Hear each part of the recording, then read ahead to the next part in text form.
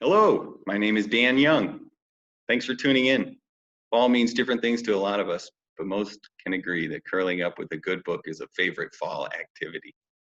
For over a decade, each November, the Historical Museum at Fort Missoula hosts a huge book sale to raise funding for the important educational programs and ways the museum connects our community. But this year, the book sale, like many other events, is different. So, in the spirit of pivoting and playing the hand we've got, your museum team has decided to bring the books to you virtually with an online book sale.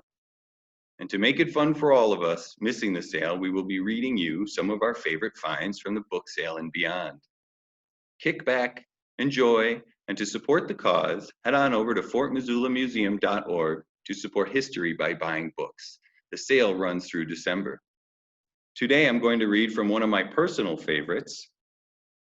While the museum has thousands of books, this one is from my own collection. I hope you enjoy my reading, and I hope you'll take some time to check out the museum's online book sale to find a book you love. Learn more at fortmissoulamuseum.org. First, I would like to read a chapter titled Love from a book, The Things They Carry by Tim O'Brien. And second, I would like to read a poem titled A Dream for You by Richard Cook. I chose these selections as I think about the love that I have in my life, love for my children and my wife, love for family and friends that has come and gone, and how love has changed me. Life is short and every moment matters. Love. Many years after the war, Jimmy Cross came to visit me at my home in Massachusetts. And for a full day, we drank coffee and smoked cigarettes and talked about everything we had seen and done so long ago, all the things we still carried through our lives.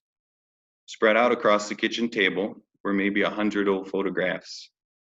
There were pictures of Rat Kiley, Kiowa, and Mitchell Sanders, all of us, the faces incredibly soft and young.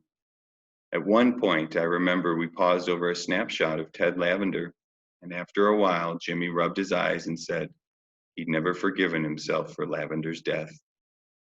It was something that would never go away, he said quietly, and I nodded and told him I felt the same about certain things. Then, for a long time, neither of us could think of much to say. The thing to do, we decided, was to forget the coffee and switch to gin, which improved the mood, and not much later, we were laughing about some of the craziness that used to go on. The way Henry Dobbins carried his girlfriend's pantyhose around his neck like a comforter, Kiowa's moccasins and hunting hatchet, Rat Kiley's comic books. By midnight, we were both a little high, and I decided there was no harm in asking about Martha. I'm not sure how I phrased it, just a general question. But Jimmy Cross looked up in surprise. You writer types, he said. You've got long memories. Then he smiled and excused himself and went up to the guest room and came back with a small framed photograph. It was the volleyball shot. Martha bent horizontal to the floor, reaching, the palms of her hands in sharp focus. Remember this, he said. I nodded and told him I was surprised. I thought he'd burned it. Jimmy kept smiling. For a while, he stared down at the photograph, his eyes very bright. Then he shrugged and said, well, I did. I burned it. After Lavender died, I couldn't. This was a new one. Martha gave it to me herself. They'd run into each other, he said, at a college reunion in 1979. Nothing had changed. He still loved her. For 8 or 9 hours, he said, they spent most of their time together. There was a banquet and then a dance, and then afterward they took a walk across campus and talked about their lives. Martha was a Lutheran missionary now, and a trained nurse, although nursing wasn't the point, and she had done service in Ethiopia, Guatemala, and Mexico. She had never married, she said, and probably never would. She didn't know why, but as she said this, her eyes seemed to slide sideways, and it occurred to him that there were things about her he would never know. Her eyes were gray and neutral.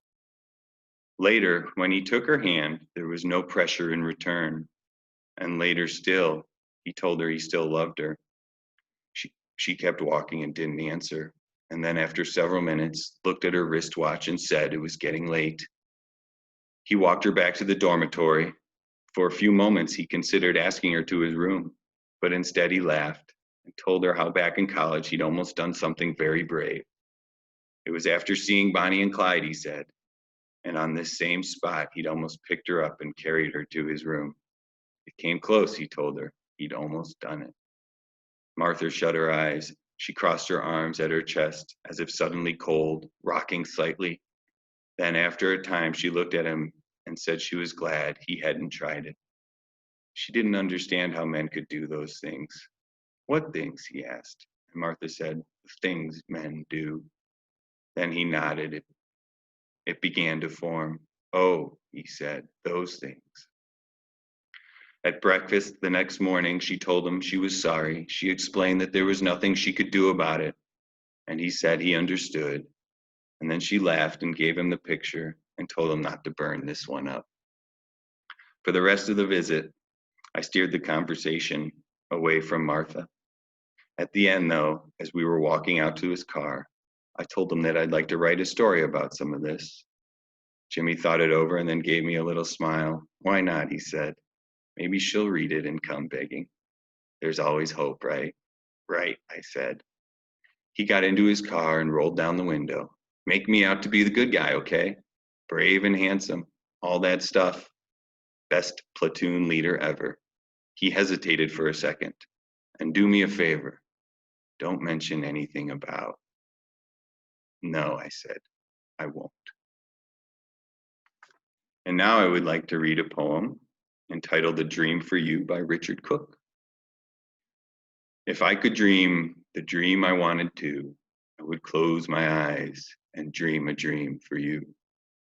I would give you all the world that you are deserving of, and to you I would give my everlasting love. I would see to it that you were never sad, and nothing in your life would ever happen bad. I would wish for you all things would go your way, and you would always be happy each and every day. In my dream, you would stay just as beautiful as you are today. Life for you would be as perfect as the blueness of the sky, and no one would ever hurt you or ever make you cry.